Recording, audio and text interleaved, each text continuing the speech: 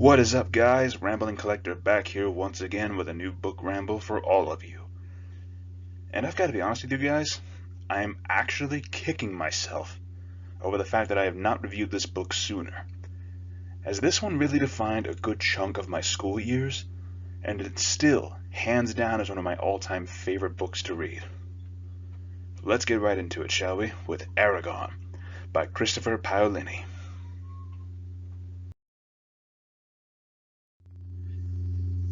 So to start off with, this is actually the first book in a 4-book series known as the Inheritance Cycle, and it all covers a massive fantasy which involves the usual of dragons, elves, dwarves, magic, but also themes of rebellion, civil war, treachery, family, love, all the great things that make fantasy an epic and amazing read.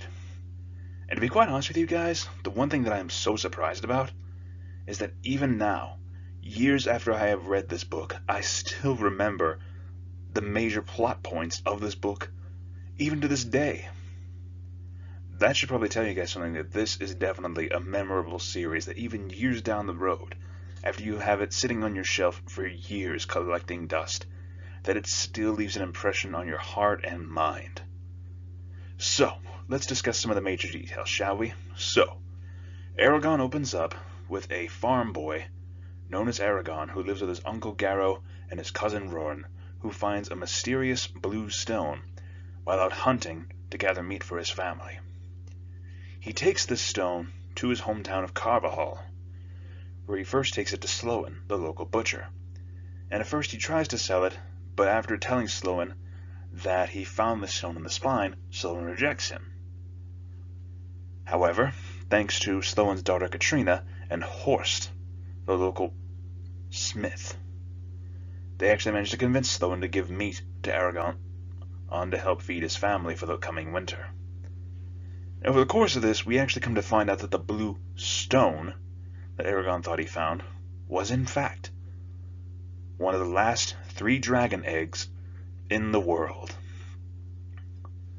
And to be honest with you guys, that is where the whole plot starts, with just a young boy finding what looks to be a stone, but turns out to be the last the last dragon eggs in the whole wide land of Allegasia. And to this day, because of the fact that he now owns a dragon, and he is the first dragon rider in years, Eragon now becomes a common target by the King Galbatorix and his agents, specifically the Razak. And I gotta be honest with you guys, even to this day, the Razak still terrify me to this day. I mean, imagine this if you will. Some evil monstrosity that hunts man and has the beak of a bird but black eyes that are just pools of darkness with no lids or any sign of just anything. It's just pure blackness there. Having these things hunt you down is a horrifying prospect. But along the way, we also see other agents of Galbatorix that are after Eragon, such as the Urgles, led by the Shade Durza, who also serves King Galbatorix. So Eragon is forced to go on the run after the Razak track down his home and kill his uncle Garrow, and he's forced to travel with the local town storyteller, Brom, who, as it turns out, knows quite a bit about dragon riders, and starts to teach Eragon on their journey to track down the Razak for revenge for the death of Eragon's uncle. And along the way, we learn the beginnings of this world. We learn the beginnings of how, at one point, the Dragon Riders used to be a mass organization, a mass civilization at the best, that were the protectors and guardians of Allegasia, until one of their own, Galbatorix, betrays them, him and 13 other riders known as the Forsworn. Together, they toppled the Dragon Riders and led the way for Galbatorix to ascend the throne and rule Allegasia to the very day that Eragon finds his dragon, known as Saphira. So along their journey, we come to many different places, and this is where I gotta give Paolini credit. The man knows how to really make a world that is so well defined that you can picture it within your mind as Eragon and Braum are traveling through all these different towns. The river town of Daudet, or else also encountering their first Urgal fight, the beginnings of Eragon learning magic, sword fighting, learning how to travel. We see many different areas altogether. In fact, we even see the mighty city of Tyrm, where we meet Geode, and Eragon learns the valuable skill of reading and writing. And honestly, just the journey aspect of this story is what already hooks people to the beginning. Because it's not the typical fantasy, I mean it is, but it also incorporates separate elements, such as the journey, the simple need for revenge. We find all these different cities like Tyrm, Drasleona, and many others. They even come across the capital of Urubain and Gilead. And all of this culminates in where, after tracking down the Razak to Drasleona, they are chased down by the Razak, who, in a struggle, wind up killing Eragon's teacher, Braum. And afterwards, Eragon comes to realize that Braum himself was a former dragon rider, who'd also had a dragon named Saphira. And after learning this, Eragon decides to go on his own journey, where he is actually pursued by dreams, or visions, where he is tracked down to Gilead. He journeys to Gilead and finds a prisoner named Arya, whom he comes to find out is an elf, as well as an agent of the Varden, the rebel group that still opposes Galbatorix to this day, but as of now has gone into hiding.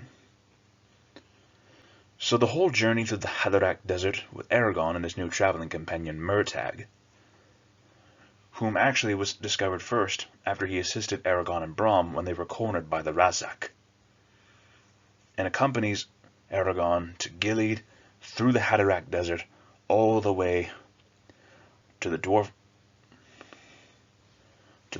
regions of the Bior Mountains, in their capital city, Farthendur. And once again, I gotta give Paolini's credit for building such a massive and very detailed world, to the point that you can actually picture these in your mind. And Farthendur was definitely a sight to behold in my mind's eye. And I gotta tell you guys, right now, there were so many more details that I could go over, but I want to leave this for you all to see for yourself. But I will say this. The final battle, where the Varden take on the forces of Galbatorix, aka the Urgals, under the shade Durza, underneath a mountain, in the dwarven city of Farthendur, where you have the humans, Eragon, Saphira, as well as all the dwarves facing off against these massive horned beasts that are swinging at them constantly in the dwarves' home country. Just the scale of this battle alone was amazing to me. And it all culminates with one final battle between Eragon and Durza, where it is very clear from the beginning that Eragon is outmatched, both in magic and sword combat, by Durza. And I gotta tell you guys, throughout it all, I found myself hooked, line, and sinker throughout this entire book, and I cannot recommend it enough, especially for those of you who are dragon lovers. But now, let's get on to what I would personally give this book when it comes to overall scoring.